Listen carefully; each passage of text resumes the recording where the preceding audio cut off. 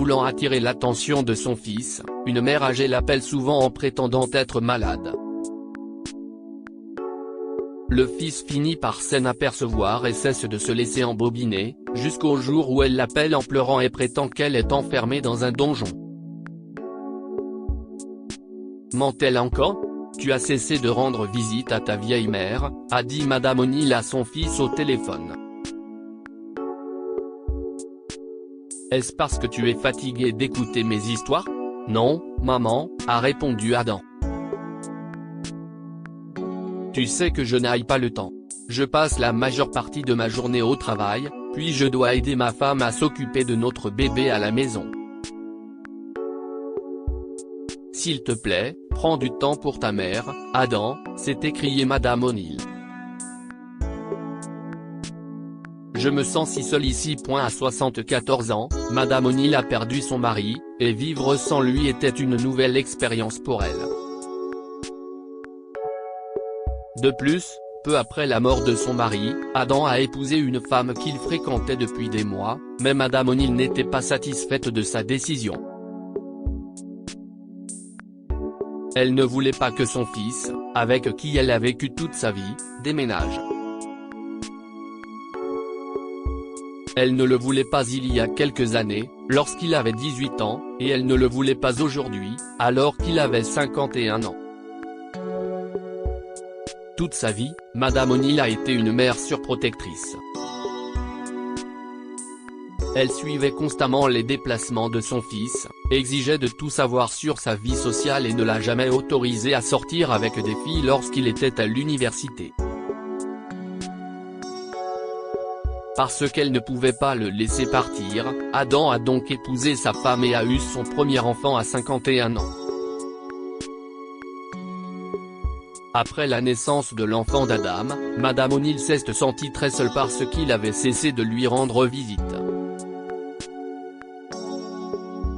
Cependant, elle a rapidement mis au point un plan pour attirer l'attention de son fils. Oh, Adam, s'est écriée Madame O'Neill au téléphone. Je ne me sens pas bien, mon fils. Mon corps est brûlant de fièvre. Je ne sais pas ce qui m'arrive. Oh non. Adam a sursauté. Ne t'inquiète pas, maman. Je serai là dans un quart d'heure. Madame O'Neill était heureuse de voir Adam assis à côté de son lit quelques minutes après l'appel téléphonique. Elle pensait que c'était le meilleur moyen d'inciter son fils à lui rendre visite. Bientôt, elle a fait semblant d'être malade ou blessée plusieurs fois par semaine. Adam. J'ai glissé dans la cuisine et je me suis fait mal à la jambe, a dit Madame O'Neill un jour au téléphone, en mentant à son fils. Je ne peux plus bouger. S'il te plaît, viens m'aider. Quelques minutes plus tard, Adam est entré chez elle et l'a vu pleurer de douleur. Le fils, inquiet, a dit à sa mère, « Allons à l'hôpital, maman. » Comme Madame O'Neill a menti à propos de sa blessure, elle savait qu'il était risqué d'aller chez le médecin. Elle ne pouvait pas prendre le risque qu'Adam découvre la vérité. Elle devait l'éviter à tout prix. Tu n'as pas besoin de dépenser des centaines de dollars pour ta vieille mère, Adam, a dit Madame O'Neill. Je vais me remettre sur pied en un rien de temps avec quelques analgésiques. Ne t'inquiète pas. Pour Adam, c'était horrible de voir sa mère souffrir autant. Ce jour-là, il a fait toutes les tâches ménagères pour elle, il a préparé le dîner, fait la vaisselle et nettoyé la maison pour que sa mère n'ait à s'inquiéter de rien. Pourquoi ne restes-tu pas ce soir ?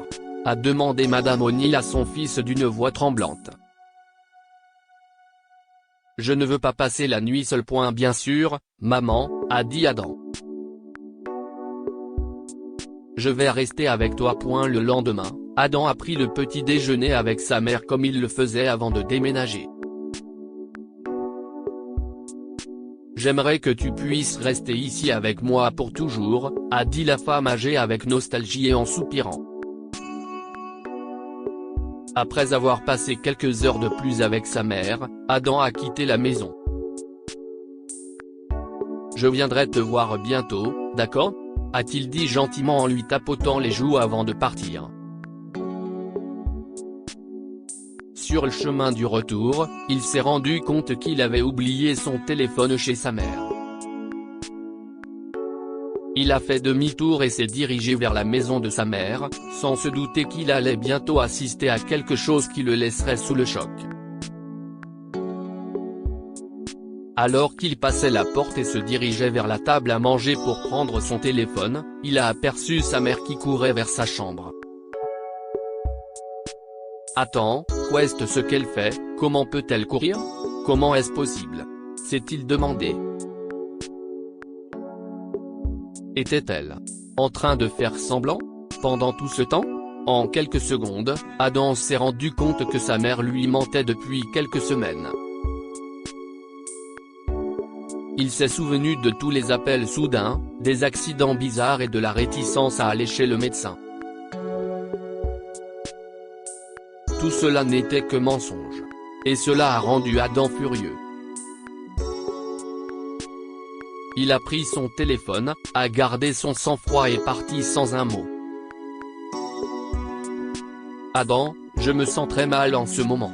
Je ne peux pas expliquer ce qui m'arrive, mais je ne me sens pas bien », a déclaré Madame O'Neill au téléphone 2 jours plus tard. « Maman, s'il te plaît. » Adam lui a lancé un coup de tête. « Je sais ce que tu as fait. Tu m'as menti à propos de toutes tes maladies. Tu es en train de faire la même chose en ce moment, alors s'il te plaît, arrête. » Adam a raccroché avant que sa mère ne puisse répondre.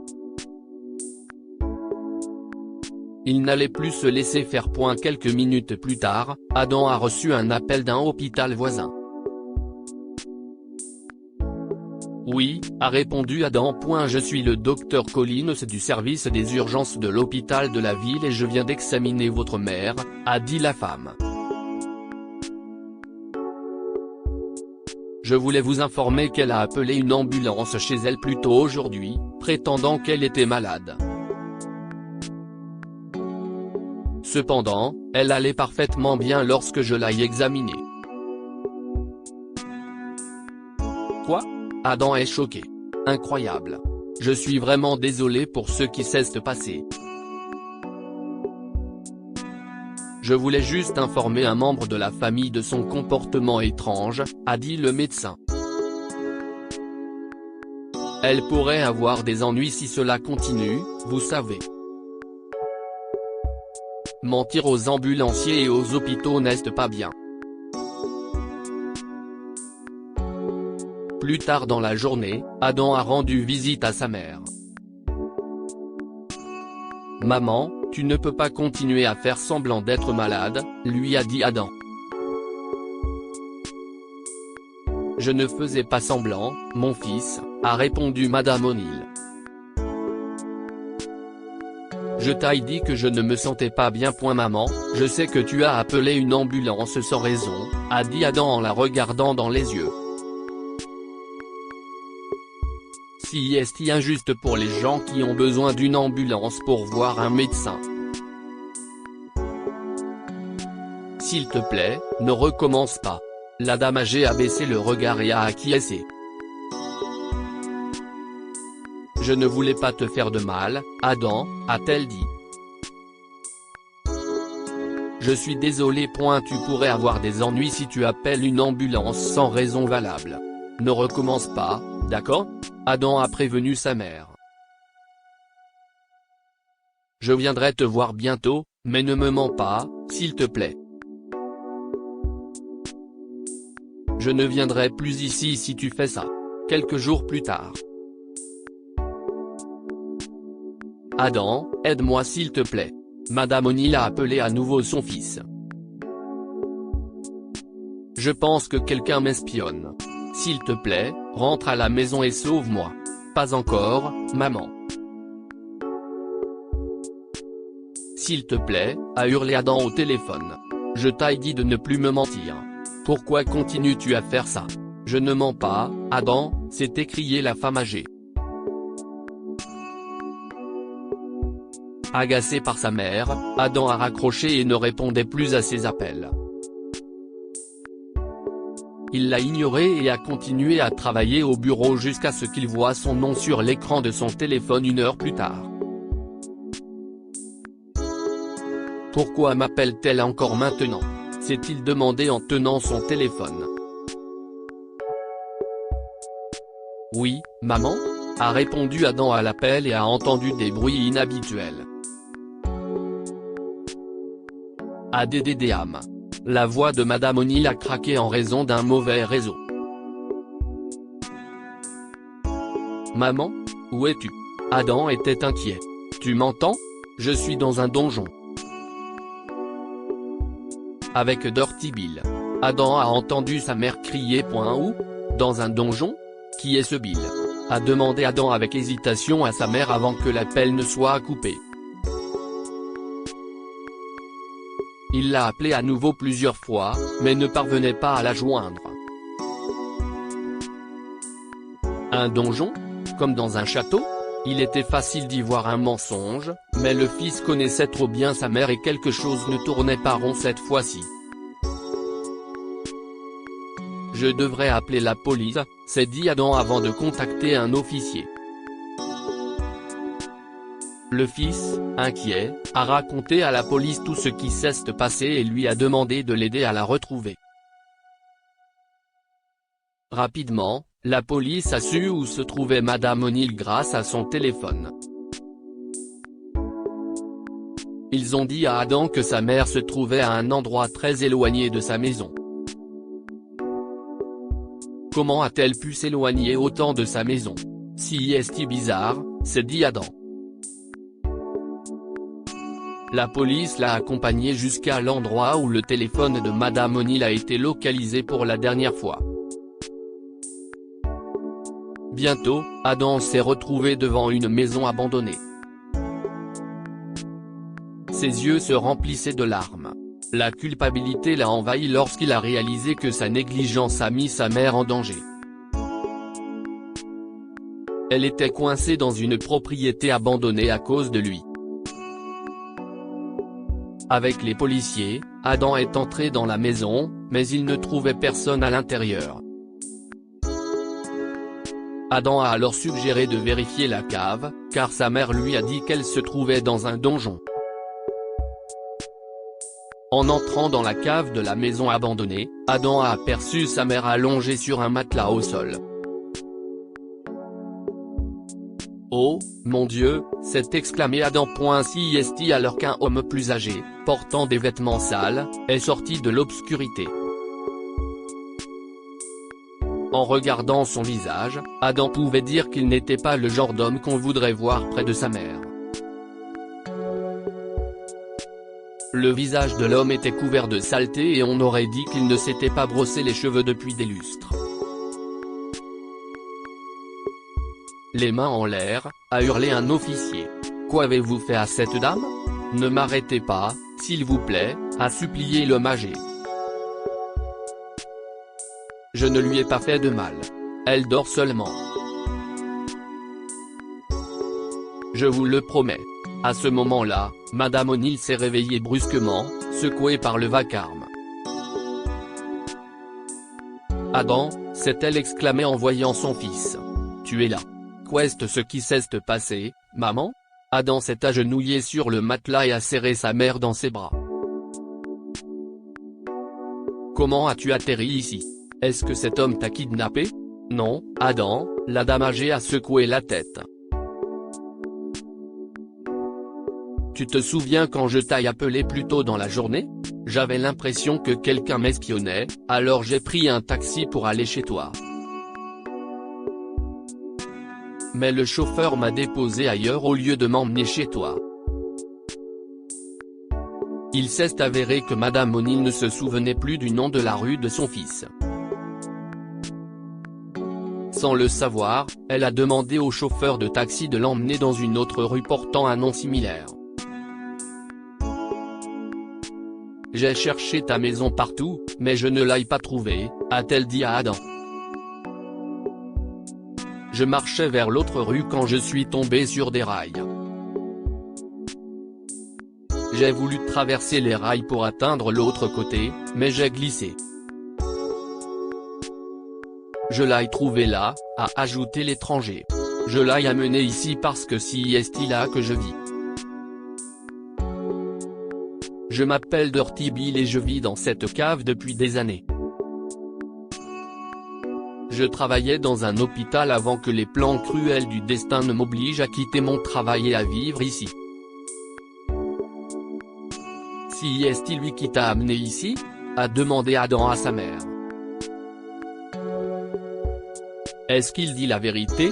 Oui, Adam, a dit Madame O'Neill.